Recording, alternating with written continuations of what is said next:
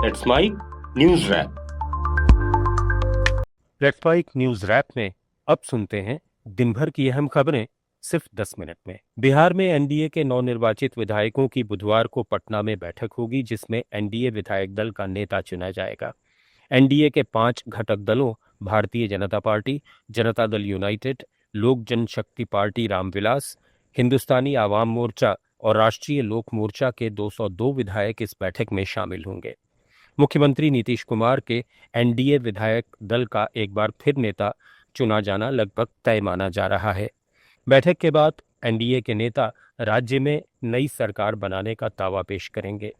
इससे पहले भाजपा और जनता दल यूनाइटेड अलग अलग बैठकों में अपने अपने विधानमंडल दल का नेता चुनेंगे। ये बैठकें भी कल होने की उम्मीद है। केंद्रीय मंत्री जीतन राम मांझी ने दिल्ली में कहा कि 20 तारीख को शपथ ग्रहण समारोह होगा, जिसमें प्रधानमंत्री भी आएंगे। नीतीश कुमार ने महिलाओं, दिव्यांगों के लिए जो काम किया, उसके कारण हमें ये सफलता मिली है। जन स्वराज के संस्थापक प्रशांत किशोर ने आज पटना में मीडिया से बातचीत में कहा कि हमने ईमानदार प्रयास किया है, लेकिन उसमें बिल्कुल सफलता नहीं मिली। इसे स्वीकार करने में कोई बुराई नहीं है। व्यवस्था परिवर्तन की बात छोड़िए, हम सत्ता परिवर्तन भी नहीं करा सके, लेकिन बिहार की राजनीति बदलने में हमारी भूमिका जरूर बनी है। हमारी कोशिशों में, हमारी सोच में और समझने में कमी रही होगी, जिसके कारण जनता ने हमें नहीं चुना। मैं ये जिम्मेदारी 100% अपने ऊपर लेता हूं कि जिस प्रयास के लिए हम जुड़े थे, जिस प्रयास को करना चाहते थे, उस पर जनता का विश्वास नहीं जीत पाए। उत्तर प्रदेश के उप मुख्यमंत्री केशव प्रसाद मौर्य ने एसआईआर को लेकर चल रहे विवाद पर बयान दिया है। उन्होंने कहा कि एसआईआर पर सवाल उठाने वाले अब खुद जनता की नजर में सवालों के घेरे में आ गए हैं। मौर्य ने मतदाता सूची के शुद्धिकरण को लोकतंत्र की मजबूती के लिए पवित्र महायज्ञ बताया। राजस्थान के जयपुर में एक बीएलओ की आत्महत्या की दुखद घटना पर पूर्व मुख्यमंत्री अशोक गहलोत ने गंभीर सवाल उठाए हैं। उन्होंने मीडिया से कहा कि चुनाव आयोग सरकार के दबाव में काम कर रहा है, जिससे लोकतंत्र को नुकसान हो रहा है। गहलोत ने आरोप लगाया कि सुप्रीम कोर्ट में मामला लंबित होने के बावजूद 12 राज्यों में मतदाता सूची संशोधन जबरन शुरू कर दिया गया। अगर सभी दलों से बात कर काम होता तो किसी को ऐतराज नहीं होता, क्योंकि हर पार्टी चाहती है कि वोटर लिस्ट साफ और सही रहे। राजस्थान के नए मुख्य सचिव वी श्रीनिवासन बहुत अच्छे अधिकारी हैं, लेकिन केंद्र में रहने के कारण राजस्थान के अधिकारियों से उनका तालमेल और संपर्क कम है। ये कहना है राजस्थान के पूर्व मुख्यमंत्री अशोक गहलोत का।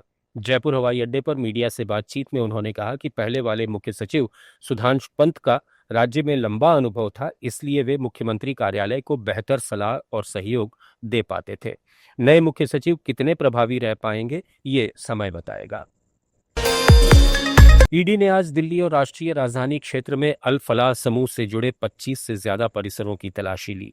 ये तलाशी अभियान वित्तीय अनियमितताओं, शैल कंपनियों के इस्तेमाल, आवास संस्थाओं और धन शोधन की चल रही जांच का हिस्सा है। ईडी ने कहा कि ये समूह से जुड़ी 9 शैल कंपनियों की जांच कर रही है, जो सभी एक ही पते पर पंजीकृत हैं। अल फलाह विश्वविद्यालय के यूजीसी और एनएएसी मान्यता से संबंधित दावों में प्रथम दृष्टया विसंगतियां पाई गई हैं। बता दें कि 10 नवंबर को दिल्ली के लाल किले के पास हुए विस्फोट के सिलसिले में कई डॉक्टरों की गिरफ्तारी के बाद अल फलाह विश्वविद्यालय जांच के दायरे में आ गया है। काउंटर इंटेलिजेंस कश्मीर के अधिकारियों ने कश्मीर घाटी में कई जगहों पर छापेमारी की। ये छापेमारी दिल्ली में लाल किले के पास हुए विस्फोट की चल रही जांच के मद्देनजर की गई, जिसमें 10 नवंबर को 15 लोग मारे गए थे और कई घायल हुए थे। बांग्लादेश में हालात बिगड़ते जा रहे हैं।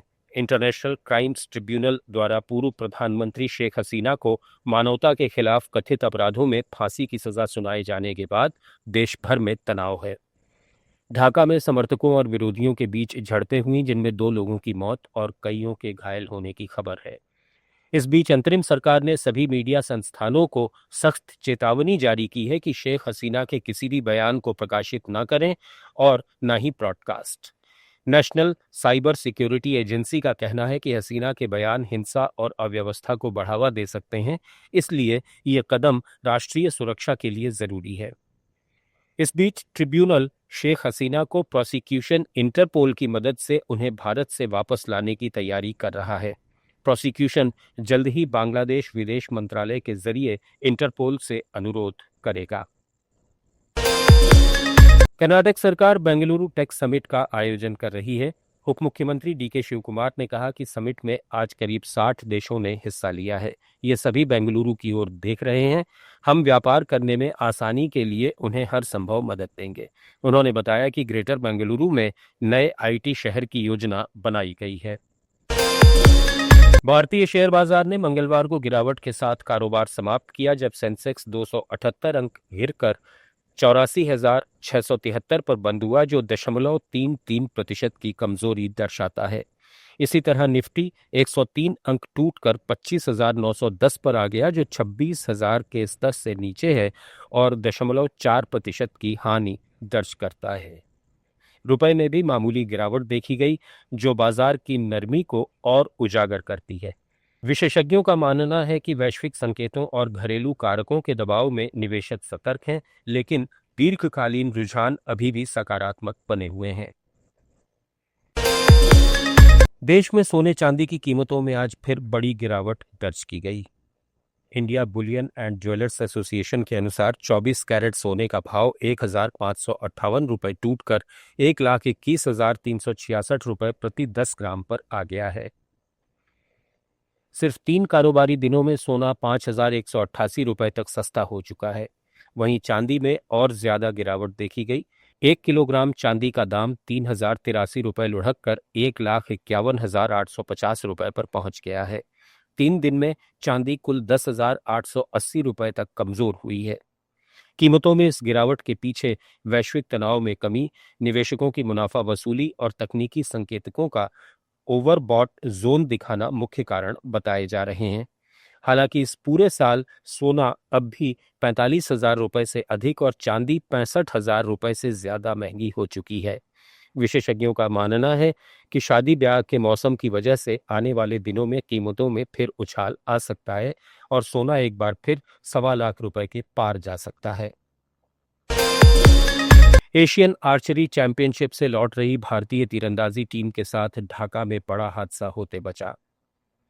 टीम के 11 सदस्य, जिनमें 2 नाबालिग भी शामिल थे, करीब 10 घंटे तक एयरपोर्ट पर फंसे रहे।